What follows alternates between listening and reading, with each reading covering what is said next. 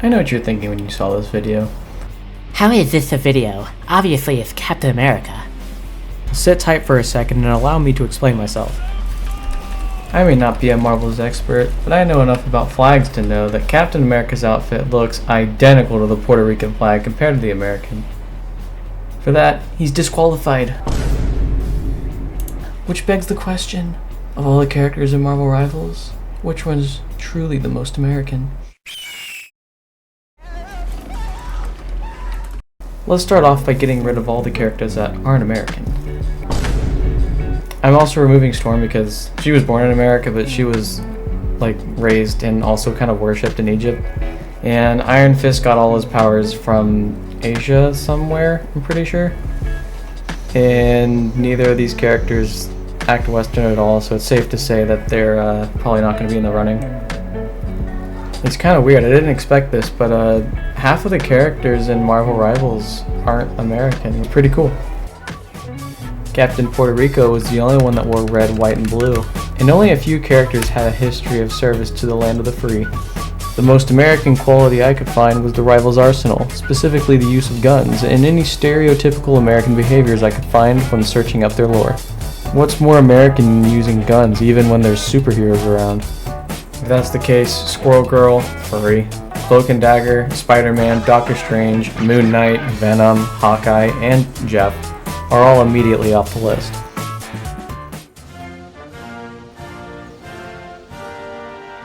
Marvel's Elon Musk. Selling advanced military tech to the government was a huge push-up for him on this list. In Marvel Rivals, he flies pretty quick. While he didn't technically use guns, he spams repulsors and drops missiles, making him basically an AC-130 with lasers. Iron Man's main suit in this game looks pretty different than what I'm used to, and Stark Industries later switched from weapons to clean energy, which is not very American of him. Although Star-Lord's lore is pretty much all in space, you can see a decent bit of footage in Guardians of the Galaxy about how he lived in Missouri before being abducted by space pirates. He lived a life of crime in his early years, which could be pretty American depending on where you live in this fine country, and became a hero for hire. As a rival, he moves fast to escape enemy attacks. Outmaneuvering an enemy attack is good and all, but it's not a stereotype of Americans. America's kind of known for jumping into action, you know? Star-Lord's guns also shoot plasma, which isn't less American as much as just less earthly. So he falls short of becoming the most American rival. Pretty much everyone knows who Hulk is, right? Good. Dude named Bruce Banner gets banged by gamma radiation after a science experiment gone wrong. Classic. Because of the radiation, the old Brucey gets mad, he also turned green and yoked. As far as Rivals gameplay goes though, he's not half bad. The Hulk can leap across the map and bitch slap enemies. With jumps, Hulk can travel about 100 feet, which is 2.5 school buses, or 8 1/4 alligators in southern units. However, Hulk's normal movement is extremely low, and when not transformed, Bruce Banner's gun doesn't do very much damage. Both Bruce and Hulk have very limited abilities, and Bruce is also getting picked on for being a scrawny little nerd. Damn. This man has some pretty cool lore. He was an elite soldier for the Allies in World War II, which I didn't know that until I researched it. He got captured by Nazis. An organization called Hydra brainwashed him, and basically he became the Terminator. He was friends with old Captain Puerto Rico, then enemies, then friends again. And now he's a good guy that seeks redemption. As for his gameplay in Marvel Rivals, he's kind of insane if you learn how to play him right.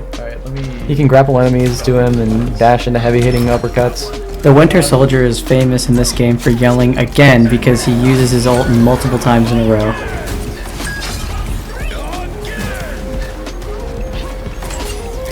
He can maneuver pretty quickly too with his pistol, and that thing hits like a truck.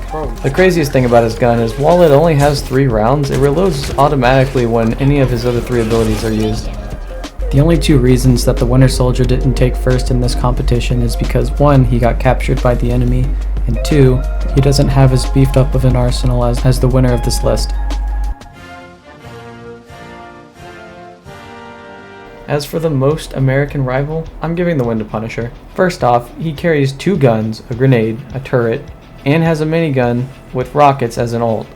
No other rivals carry that many weapons. Second, the Punisher is Marvel's Batman, minus the no-killing part.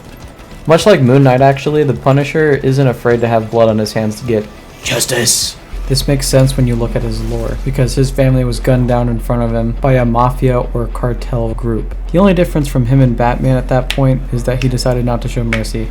Lastly, his gameplay as a rival is absolutely amazing.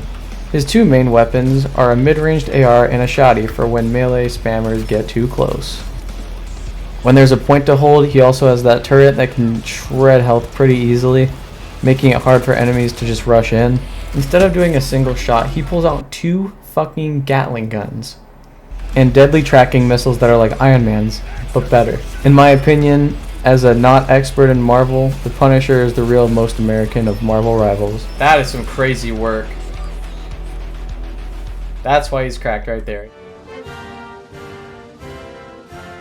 While Rocket didn't make the list, because he has nothing to do with America, his weapon of choice in Marvel Rivals is a minigun with a jetpack, so I honestly gotta give him some credit for loving the big guns like a true American. Same goes with Black Widow. If she was from America instead of Soviet Russia, she would have been pretty high up on this list. She operated in the Russian military and is a crazy marksman in Marvel Rivals, a very fun rival to play. Thanks a lot for watching this video. It was a lot of fun to make. I'll be making a video on the Fantastic Four characters in Season 1, so consider subscribing so you can stay tuned, and have a great rest of your day. Cheers.